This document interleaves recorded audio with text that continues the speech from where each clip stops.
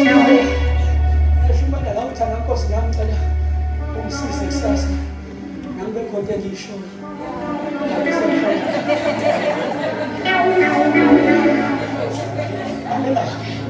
Kalela Luka 23. Luka 23 ushini umdlulu Luka 23 awungidethele.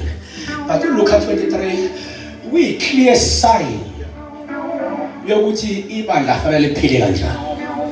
Thiwa ndodana yenze njani? Bekuyima. Mama yenze njani?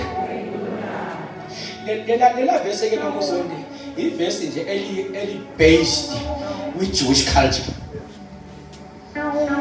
I-Jewish culture bethi uma umvelase inkosi imthatha indodana yakhe yokuqala, he is responsible for uma wakhe.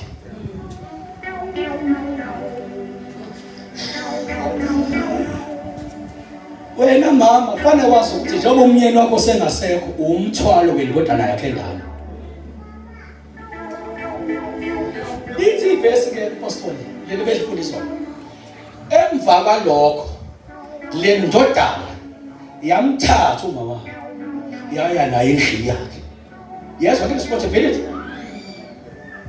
Leya nto makhabula ithi asikwazi ukuyibiza ngebandla kanti asikwazi ukunakekelana.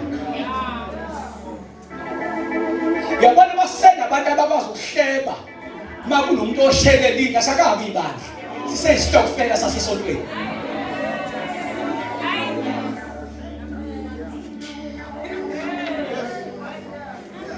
Yabona uma makakula sisakwazi ukuhleka umuntu ophele lo umsebenzi ithi hey bevele nganikeli kakhulu. Ebene singazi ukuthi fanele emshado kwehisi yomndeni kumi kanjani. Kukhona abantu abangena mali besebenza bengabambi namatoho besebenza. Inkinga lapha kube sibongweni. Kunonkulunkulu ongafuni kube nemali la egcekeni. Akana nkinga nokuthi uqashwe kodwa ulwa nemali ereporta kwibank. Akana nkinga nepayslip uyayithola njengoba injalo kodwa garanti ukuthi yona imandeka sayi-enjoy. Kodwa bathande angazi inkinga angazi ukuthi kodwa kithi mina kunabantu ababanjwa kuma-altare athile. Awunankinga nokuthi uzosebenza uhole malini kodwa into ayibhekile mase uholile uzokwenzani ngoba amadimoni awakwazi ukubheka ne-expenditure yomuntu ukuthi uyihlakaza kanjani imali. Umuntu uneyikweleti nje akuyona into yakhe into yakubo ukhandolo lakubo iyikweleti eyihlula isalari. So uyabona ukuthi fanele nomuntu nje kaNkulunkulu ozo-address umkhathi wakini ukuthi nina moya weyikweleti akenithuleke manje bese kuphakama inkosi yala ikhaya uNkulunkulu igama layo. Nina iyikweleti usala ikhaya iyikweleti zokudla ezezingubo imali eyiboleka kwamakhelwane akenithuleke manje la ikhaya ngibiza uNkulunkulu onengcebo. Hagai chapter 2 hela misiliva hela migolide kusho uJehova izomemezela leligceke uNkulunkulu oqedisayo ayiphume manje umthombo evalekileyo.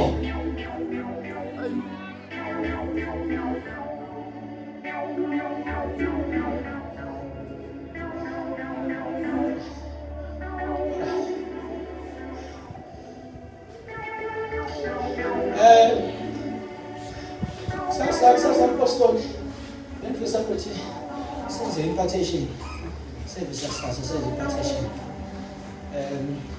Ngizokhuluma lokho inkosi ibekile enhlizweni yami then ngikubuye ikwazi impartation. Ngoba sikwazi ukuhlangana emhlangano omkhulu kanje kodwa nje singasulelana ngento enkulu egcwele kuleli.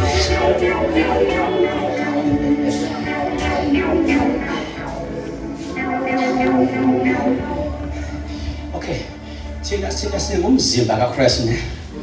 Simzimba kaChrist. Lo nto ke mfundisi ithi uchaza ukuthi thina mase umzimba yena uChrist uyinhloko.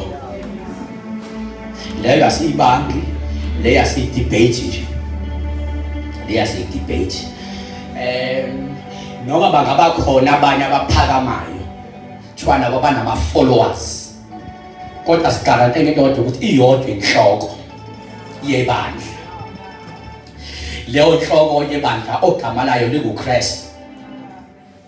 Into eyenza sithi uKristu uyali-owna ibandla 100% ukuthi uKristu ibandla walifoma yena ngempilo yakhe, walifela yena, walivukela yena, walinxusela yena njengamanje kuNkulunkulu ezulwini. Malisuka la liya kuye kuNkulunkulu uJesu, bese uJesu ayolethula. Hayi bazalwane, uMpostoli Paulus mayekhuluma kaJesu uthi bengifisa kangakanani uba nginendisele uyo inkosi ninjengentombi emhlophe engenamibili. Kusho ukuthi Yesu awuyufika ngibona uphoseke, kodwa siyolinda uKristu. Ingakho iBhayibheli lithi bazalwane kade sikhumbuse futhi sishukela zona iBhayibheli kukhona iselelesi esathi namhlanje wathi uJesu kusona namhlanje ngizoba nawe eparadise lami, ngizoba nawe eparadise lami.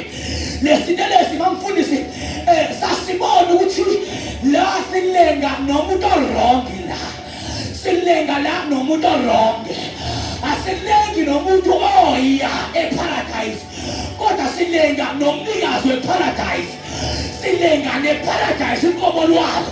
Manje bayethi namhlanje ngizoba nawe, lo namhlanje asiwazi ndodakazi ukuthi waqala nini, ngoba lo wayile kwiparadise, lo wayile ngumnikazi weparadise, lo mayefa uhamba nomnikazi weparadise, akayi kuba bafa laba balambayo abagodolayo abangena lutho, kodwa uya kumnikazi weparadise.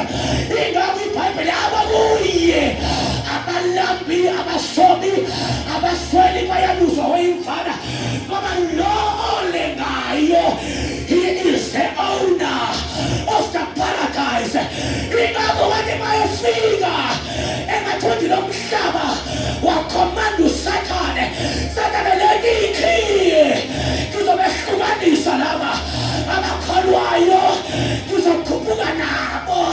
Hayi bathandekayo, umhla efa wafa yedwa, mhla yavuka wavuka nabakholwayo. Hayi bathandekayo, ababehlezi ngaphansi emathunjini lomhlaba wabakhuphula bayohlala endaweni yokulinda lebizwa ngesifuba sika-Abrahama. Not isifuba ngempela, kodwa indawo yothando, indawo yokududuzwa, indawo yokunakekelwa, ngoba lo wafa, he is the owner yeparadise. Namhlanje ngizoba nawe eparadise lami.